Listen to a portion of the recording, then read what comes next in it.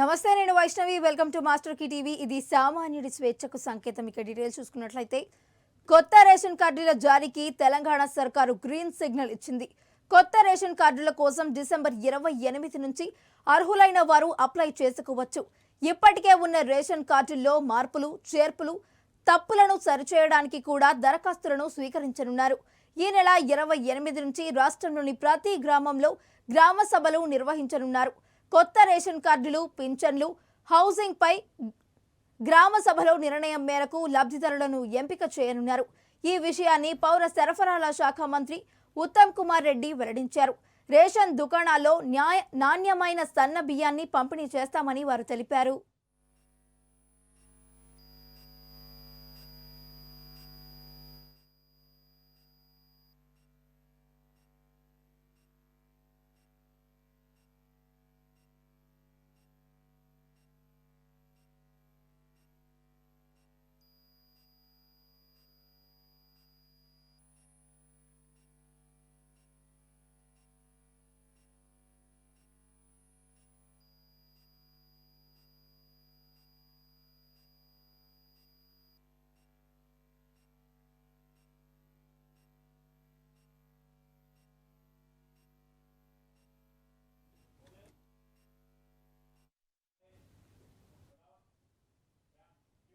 రాష్ట్రంలో వ్యాయామ విద్య కుంట పడిపోతుందని sports student federation రాష్ట్ర వర్కింగ్ ప్రెసిడెంట్ వినోద్ ఆవేదన వ్యక్తం చేశారు. ఆర్ట్స్ కాలేజీ ఎదుట ఆందోళనకు దిగారు. ఈ కార్యక్రమంలో గత 10 ఏళ్లుగా పీఈటీ అభ్యర్థులకు అన్యాయం జరుగుతుందని తెలిపారు. కాంగ్రెస్ ప్రభుత్వం వస్తే మా సమస్యలు పరిష్కారం అవుతాయని అనుకున్నాం, కానీ గత ప్రభుత్వం లాగే కాంగ్రెస్ చేస్తే ఊరుకోలేదని హెచ్చరించారు.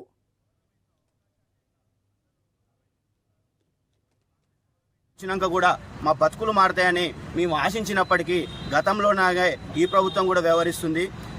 ఈరోజు మెగా డిఎస్సి అని చెప్పేసి ఈరోజు రేవంత్ రెడ్డి గారు పిలుపునిచ్చారు. కానీ ఆ డిఎస్సి పోస్టులలో మా గతంలో 164 పోస్టులు చూపించడం జరిగింది. ఈరోజు అవి 162 పోస్టులకే కుదించడం జరిగింది. దయచేసి రాష్ట్రంలో ఉన్నటువంటి ప్రతి స్కూల్లో 2000 పై చిలుకు పోస్టులు ఫిజికల్ ఎడ్యుకేషన్ టీచర్లు కానీ, ఫిజికల్ డైరెక్టర్లు కానీ, జేఎల్డిఎల్ కానీ ఉండడం జరిగింది. ప్రతి ప్రైమరీ స్కూళ్లలో ఫిజికల్ ఎడ్యుకేషన్ టీచర్ని నియమించడం అనేది కంపల్సరీగా చేయాలి గవర్నమెంట్. లేకపోతే మా పీటీ కోర్సు చదివిన విద్యార్థులం అందరము, అదేవిధంగా విద్యార్థి నాయకులం అందరము ఈ యొక్క ఆరోగ్య భారత్ నిర్మించాలనే ఉద్దేశంతో ఈ కోర్సును చదవడం జరిగింది. రేపు డిసిప్లిన్ విషయంలో కానీ ఏ విషయంలో కానీ ఉండేది మేమే ముందు. మీరు కాక మా డిమాండ్లని మీరు నెరవేర్చకపోతే రాష్ట్ర వ్యాప్తంగా వ్యాయామ విద్యార్థులందరూ కూడా అసెంబ్లీ అనేది ముట్టడించడం జరుగుతుంది. ఖబర్దార్ రేవంత్ రెడ్డి గారు. మీరు తమిళనాడులో వర్ష బీభత్సం సృష్టిస్తోంది. దీంతో ఇండియన్ ఎయిర్ ఫోర్స్ రంగంలోకి దిగింది. ముంపు బాధితులను హెలికాప్టర్ల ద్వారా రక్షిస్తోంది. తాజాగా వరదలో చిక్కుకున్న ఓ నిండు గర్భిణిని 7.5 చిన్నారితో పాటు మొత్తం 4 సైతం రక్షించింది. ఓ సైనికుడు చిన్నారిని ఎత్తుకుని తాడు సహాయంతో హెలికాప్టర్లోకి వస్తున్న వీడియో వైరల్ అవుతోంది. దీంతో సెల్యూట్ సైనిక అంటూ నెటిజన్లు కామెంట్స్ చేస్తున్నారు.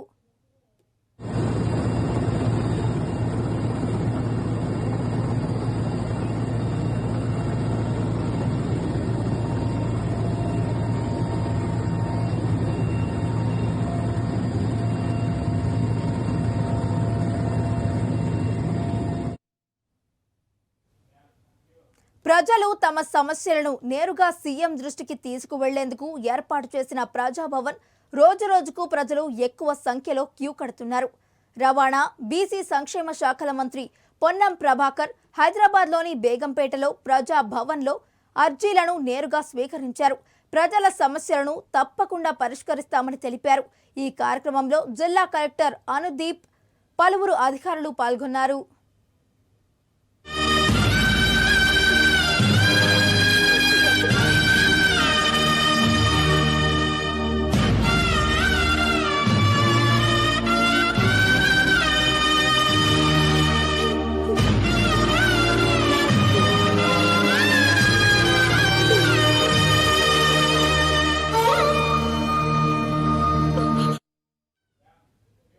Auto drivers RTC bus Bhavan ముందు ధర్నా చేశారు. డైలీ ఆటో డ్రైవర్లకి 1000 రూపాయలు ఇవ్వాలని బీఎంఎస్ నేత రవిశంకర్ డిమాండ్ చేశారు. ఆటో డ్రైవర్లకి ఉపాధి కల్పించకపోతే పెద్ద ఎత్తున ఉద్యమిస్తామని వారు హెచ్చరించారు. హైకోర్టులో ఇవాళ ఏదైతే మేడిగడ్డ ప్రాజెక్టు మీద విచారణకు రావటం జరిగిందో దాన్ని ప్రభుత్వ ఏజీ గారి కోరిక మేరకు 15 రోజులు వాయిదా పట్టడం జరిగింది. దీని పూర్వపరం ఏమిటంటే 21 అక్టోబర్ నాడు మేడిగడ్డ ప్రాజెక్టులో సంబంధించినటువంటి లోపం అనేది మన దృష్టికి వచ్చింది. నవంబర్ 1న central government dam safety authority అంతకుముందే వచ్చి పరిశీలించిన తర్వాత ఈ డ్యామ్ నిర్మాణంలో డిజైన్లో లోపాలు ఉన్నాయనేసి ఒక లేఖ రాయటం జరిగింది.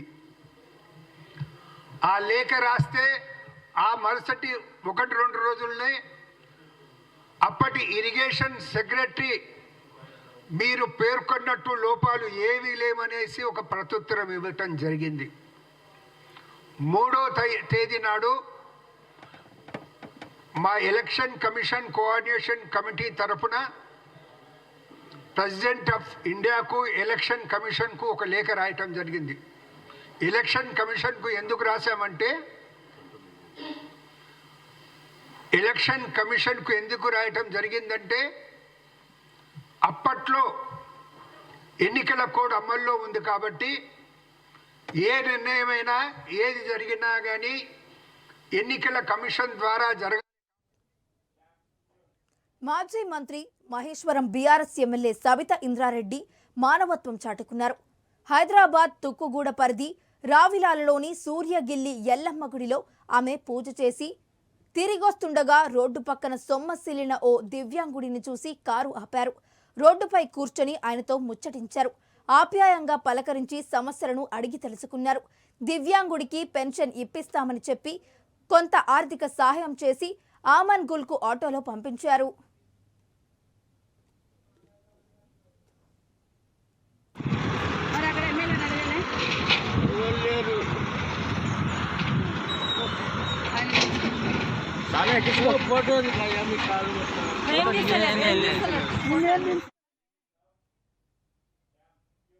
ఏపీలోని జగన్ ప్రభుత్వం రానున్న ఎన్నికల కోసం దొంగ ఓట్లను నమోదు చేస్తోందని బీజేపీ రాష్ట్ర అధ్యక్షురాలు పురంధేశ్వరి ఆరోపించారు.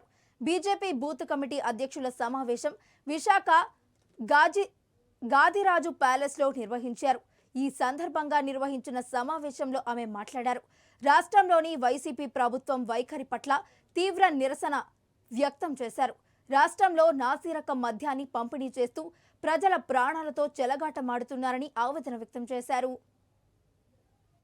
బొమ్మ ఉండదు, జగన్మోహన్ రెడ్డి గారి బొమ్మ ఉంటుంది. అదేవిధంగా విశాఖపట్నానికి మరి స్మార్ట్ సిటీగా 2015వ సంవత్సరంలోనే మొట్టమొదటి స్మార్ట్ సిటీగా విశాఖపట్నాన్ని గుర్తించడం జరిగింది.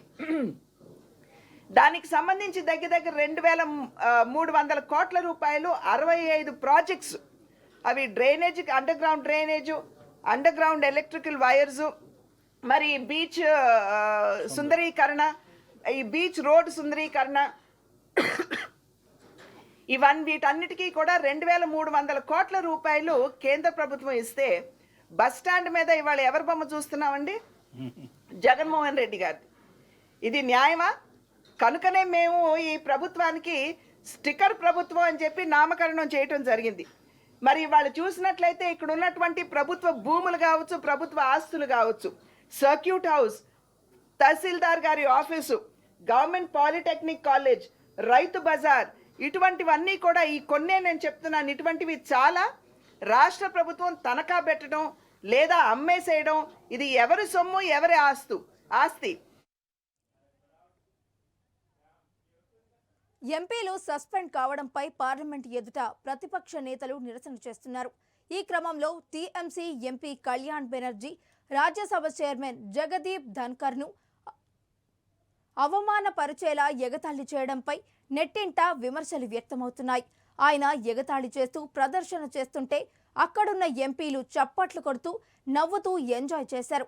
ఇదంతా కాంగ్రెస్ అగ్రనేత రాహుల్ గాంధీ తన మొబైల్లో వీడియో రికార్డు చేశారు.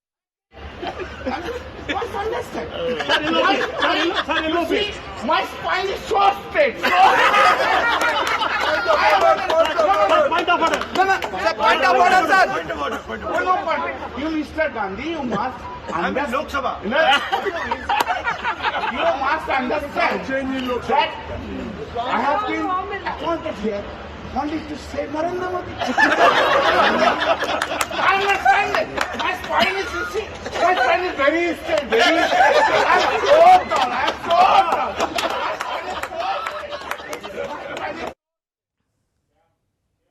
అంబేద్కర్ కోనసీమ జిల్లా అమలాపురంలో అంగన్వాడీ వర్కర్లు చేపట్టిన సమ్మె 8వ రోజుకు చేరుకుంది. తమ న్యాయమైన డిమాండ్లు పరిష్కరించాలని 8 రోజులుగా సమ్మె చేస్తున్న రాష్ట్ర ప్రభుత్వం స్పందించలేదని అంగన్వాడీ వర్కర్లు ఆగ్రహం వ్యక్తం చేస్తున్నారు. సీఎం జగన్ మా గోడు విను అంటూ ఆటపాటలతో నిరసన ప్రదర్శనలు నిర్వహించారు. వంట మార్పు కార్యక్రమం కూడా చేపట్టారు. తమ సమస్యలు పరిష్కరించే వరకు ఈ సమ్మె కొనసాగిస్తామని ప్రభుత్వానికి హెచ్చరించారు.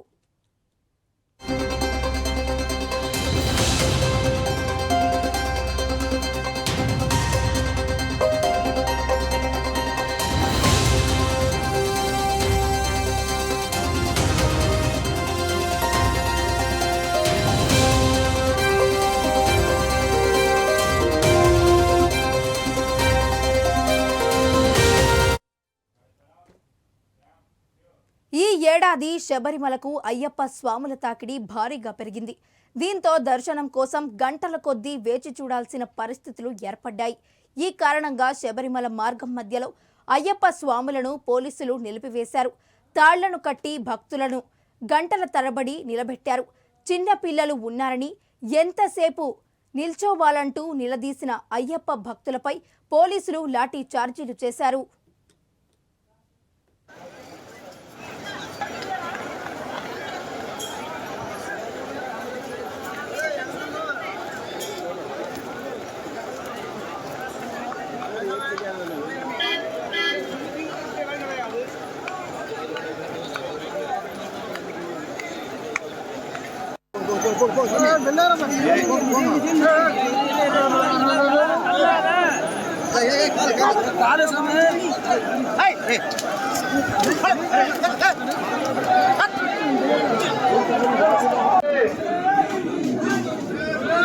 कर्नाटक भद्रावती जनापुरा नारायणपुर में अरविंदों में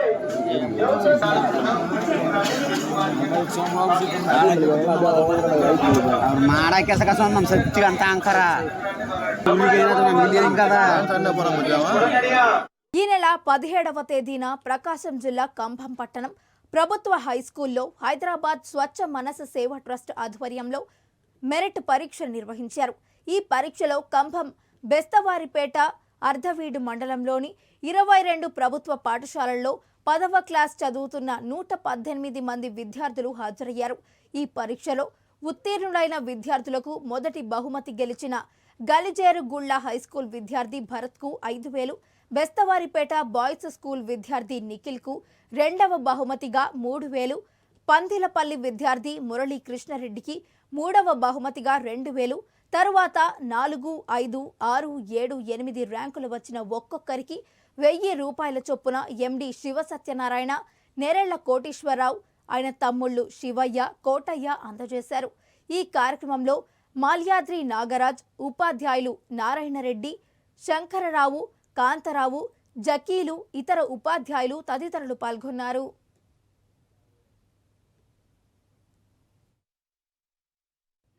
ఇక ఇవి ఈ బులెటిన్ అప్డేట్స్. మరిన్ని అప్డేట్స్ మళ్ళీ కలుద్దాం. Until then keep watching Master కి టీవీ.